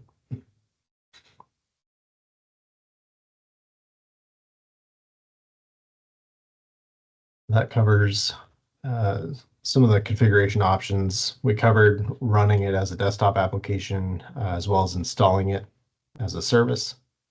There's more documentation there up on GitHub. This slide again just shows you what we already covered here. Changing the directory to that install or the location where I unzipped the latest build, and then I called agent exe.run. You can also run it in debug mode, so you can get more messages in the logs in case you need to troubleshoot things. And then how you install that executable as a service. So this example also highlights that you can manage multiple configurations in the same directory and specify which config to use for the install. Yeah, and Will is highlighting, if I go back into that sandbox, the agent config does allow you to specify the service name. So I can add, service name equals cost simulator.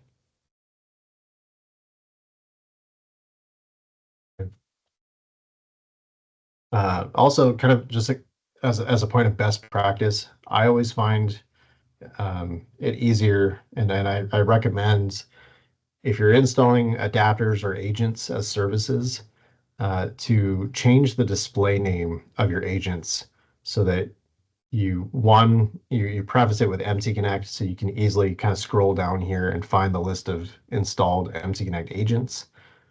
And then you also specify number 2, a reference to, what is the machine number, or some unique identifier, ideally something kind of short that you can easily identify, oh, it's this machine. And then the third component that I recommend for display names would be the port that's configured for that particular agent or adapter if you're installing an adapter. But that way you can quickly and easily manage by machine or by the port if something goes wrong.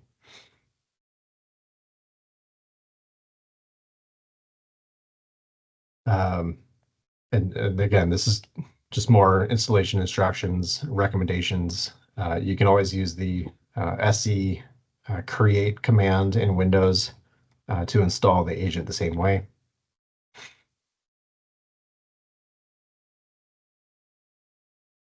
Then this is an example of configuration file. So here, as Will mentioned in the chat there, you can specify the service name, you can change the port, you can alter the buffer size. And I apologize, Will, you're probably gonna have to chime in here in the chat. I forget the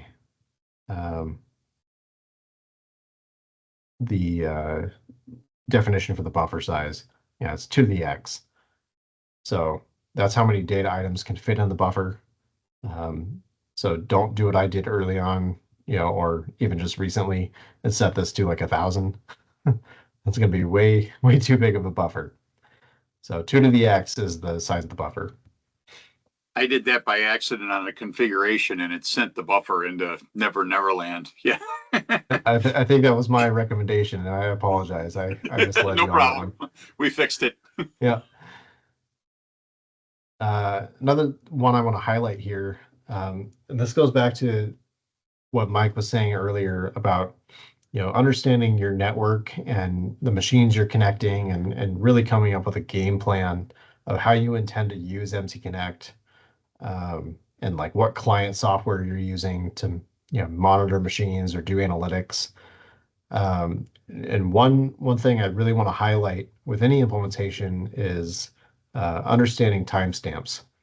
So at least with TAMs, when we do our deployments and connect, particularly when we connect to MTConnect implementations for machine monitoring, we like to ignore the timestamps in the adapters, because we often we see a wide array of types of integrations.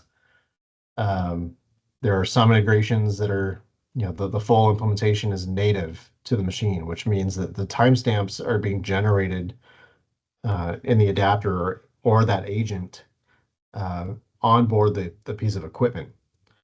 And as somebody who used to run CNC machines, I know that myself and my colleagues used to change the clock on the machines for this, that, or the other reason. Sometimes there's a reason, sometimes there's not. But you can't always rely on the clock being accurate from a native implementation or even some of these other edge integrations. So ignoring the timestamps in the agent means that the agent will supply its own timestamps.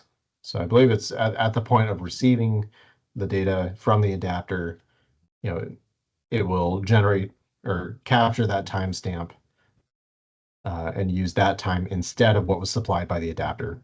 I think in later versions there might be some smarts in like being able to, I don't remember if it was put into the agent or it's put into our adapters. So maybe Will, you can clarify, but there, in some situations, the software is smart enough to kind of do a difference between the two. If the system is able to detect, saying you can turn on relative to have it try to provide a delta. So that's what it is. But the idea there is that you can try to compensate for differences in inaccuracies of the timestamps through a multitude of different options here in the agent, as well as you'll have to communicate with your adapter developer, if you have one, to determine, the accuracy of timestamps and how to potentially compensate for that. So, yeah, Trey, some of us are old enough to remember what was the early, if you reboot a controller or you got an old copy of Windows and it hasn't been updated, Microsoft had like a early date. I think it was like January of 1980 or something like that. Used to show up as the start date all the time. 1972, yeah. Yeah, something like that. So epoch time or something. Yeah. Yeah, so it's pretty common, like when we do our deployments of the machine monitoring, we always ignore the timestamps and we allow our instances of the agents, which typically exist on the IT network, to supply those timestamps, just so that everything's kind of on the same time clock.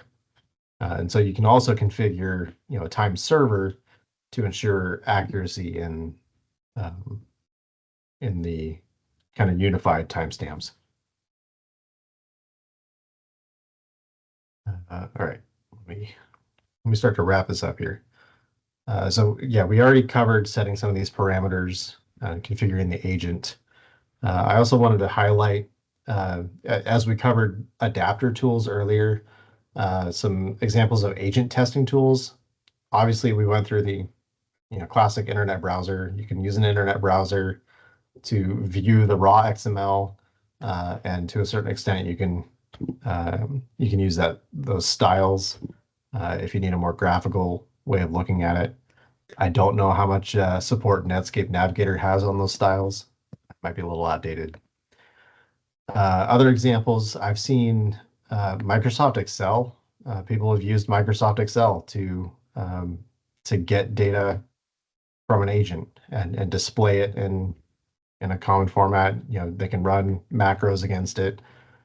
You can technically open up a REST endpoint in Notepad++, and it will kind of download locally a snapshot of that request.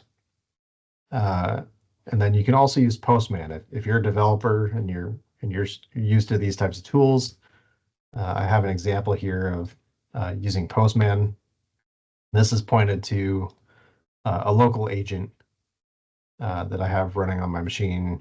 I think it's for a Glowforge laser. But yeah, I can use Postman to send probe requests, current requests in both XML and in JSON. So in the case of JSON, I've set the accept header to text JSON, and the reference agent spits out the semantic structure just in JSON.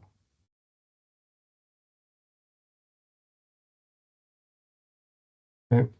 And we've already kind of covered some of these endpoints, but I'm going to highlight specifically that. Oh, I forgot to update that. So this is supposed to say probe, but both the default path and the probe endpoint are expected to return the MTConnect devices response document defined in the MTConnect standard. That's required for adhering to the standard. Current and sample requests are expected to return the MTConnect streams response document.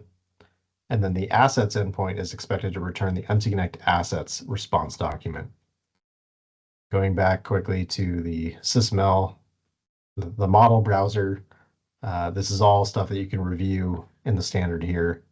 If I look at MTConnect assets, this is the structure of the response document, MTConnect assets response document. Same thing for devices, streams. If you care to learn more about the structure of the errors document or the validation exceptions reports, you can use the model browser to review that. Will is also mentioning you can get the Swagger document from the reference agent as well by calling /Swagger. Actually, let me see if I can test that real quick.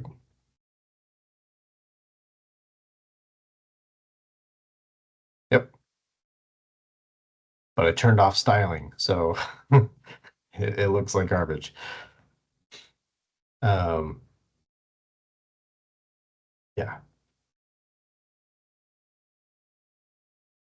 There we go. Thanks, Will. So again, if you're a developer, you want to take a look. There you go. All right, I've got a couple more minutes here. I'm going to try and give you an example of instance ID. So this is kind of jumping around a little bit, but I had to kind of preface this topic with everything we covered before. So the instance ID is an important concept to consider with running an agent and sort of troubleshooting things. I've seen implementations or attempted implementations of MTConnect that did not follow both the rules of instance ID as well as sequence numbers. And if you are a client software vendor and you're trying to do machine monitoring, these two pieces of information are critical for making sure that you're collecting data, and especially if you're storing the data, making sure that you have accuracy in the data that you're collecting. So instance ID is something that exists in the header of the response documents. So if I make this request here for current, you will see here in the header node of the MTConnect streams document, there's an instance ID, and it is this unique number. And I'm just going to open up a notepad just for clarity and show you that. So the instance ID is 8123. Okay, now I'm going to shut down or stop this agent. And I'm going to show you, now it's stopped. It's no longer running. I can't access the web page. I'm going to start up this agent again, and we're going to compare the instance IDs here. And you'll note that the instance ID has changed as expected. When you stop and start the agent, or the agent fails for whatever reason, if it has to even do a soft restart, you should expect that the instance ID will change. If the instance ID has changed, it is normal for the sequence numbers to restart. So earlier we had talked about sequence numbers being unique to a combination of the timestamp, the name, and the value. But the exception to that is in the case of different instances of the agent running. So there's a minute chance that you could encounter a situation where all 4 of those things from that buffer table that we looked at earlier all equal the same thing. The difference should be that the instance ID is different. If the instance ID is not different and all those 4 things from that table are the same as well, the sequence number, the timestamp, name, and value, then it's also, I think, fair to assume that the value is the same as what may have been reported earlier. And the only reason that that would be true is if your particular instance of the agent supports persistent data. So if you are encountering this situation where you have sort of duplicate sequence numbers or combinations of sequence number and instance ID, you should absolutely verify with the supplier of the agent and or adapter, verify with them whether or not they are supporting persistent data storage. Because we've encountered situations where there was an attempt at persistent data storage, but it did not work, and it broke our machine monitoring system. So.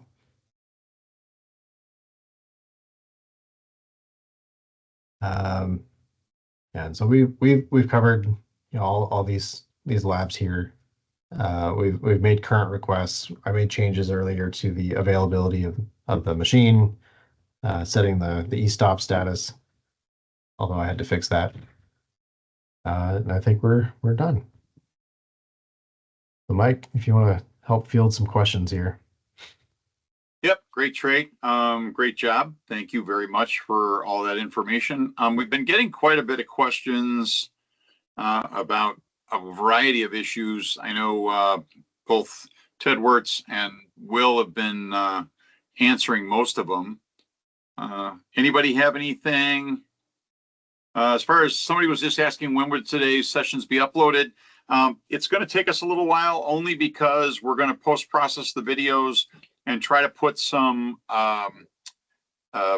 like actual stops in there, sort of like chapter pages, so you don't have to sit through a 2-hour video to try to find the information you want. That will take us a little time. The AMT people and I will be working on that, so hopefully we'll get out an email. We have everybody that registered in your information, so we will send out information as to when those are available and where they will be found. Let's see, will the recording capture the comments? That's a good question. I will find out about that, whether our chats will be covered as well. So how you guys are coming in fast and furious here. Let's see. One thing is,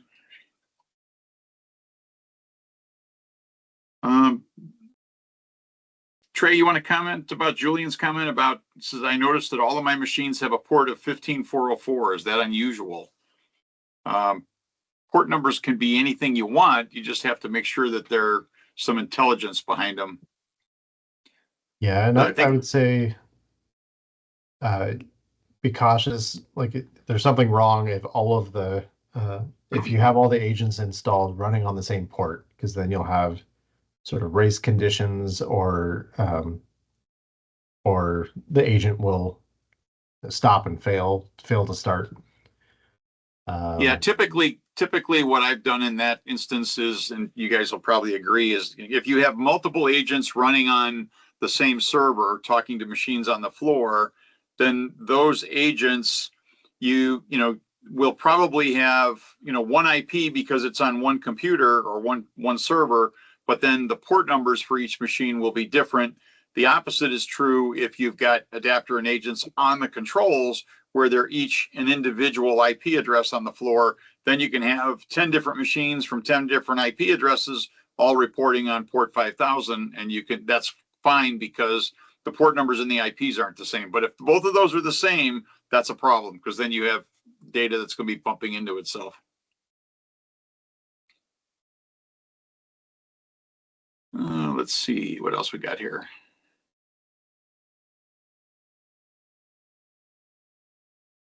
You want to take a look at these last couple here, Trey, and see if you got any things that we can.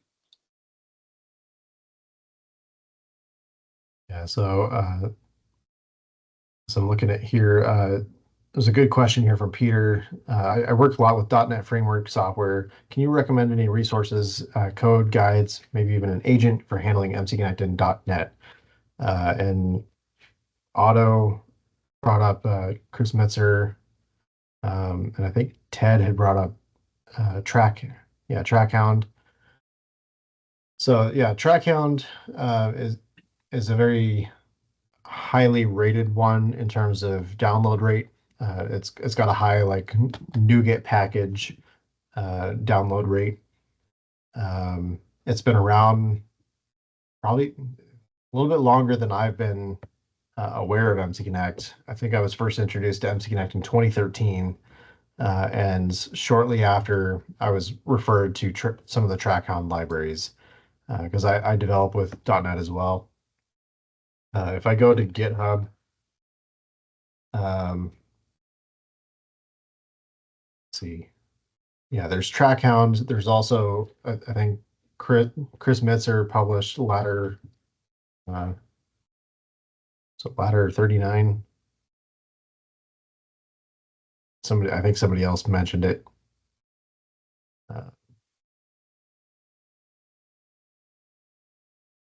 Yeah, I don't know. It's Mr. ISV.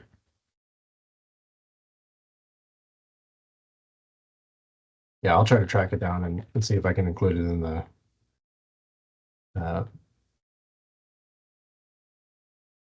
in the email message. Other than that, there's also a plethora of different open source libraries posted under the MTConnect organization. So there's 73 different repos published here, and including a .NET SDK. And then this is, fairly outdated. I think it was originally published in 2013, but that was associated with a workshop that Will had led, and Ladder 99. Thank you. It was the library from Chris Metzer. But yeah, the .NET SDK was something that I had referenced at one point. There's also a series of MTConnect transpiler projects, which I'll cover a little bit in session 6. But these libraries can be used in a .NET development pipeline to help automate development, both in C# as well as you can technically translate this into other programming languages like Python, C++, you name it. The MTConnect transpiler architecture can help facilitate automating software development.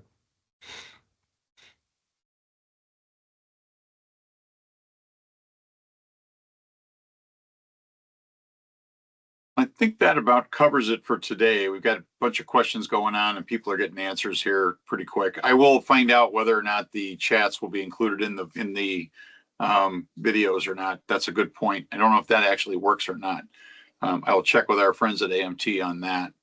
Tomorrow is going to be pretty much a hands-on with Neil DeRogers from originally Amazak, and today he's with Blue Origin Aerospace.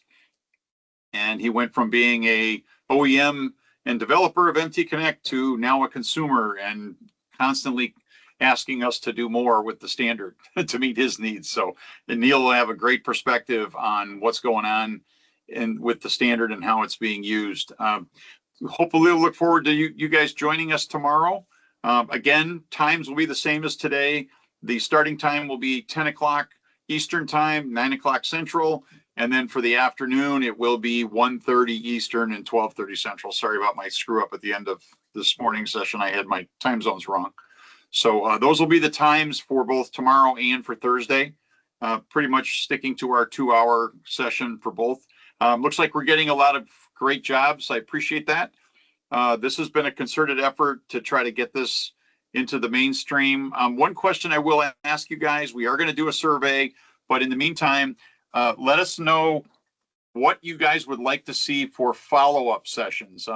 We may duplicate this in the future so that new people can be, have available to the same data, but we would like to know, are there things that we didn't cover in these 3 days that you'd like to know more about? So those we will try to focus on creating maybe 1 hour, whether it's a webinar or whether it's a YouTube video on some of those advanced topics that we weren't able to cover today, tomorrow, and Thursday. So thank you all for attending. We're right up on the 3 o'clock hour.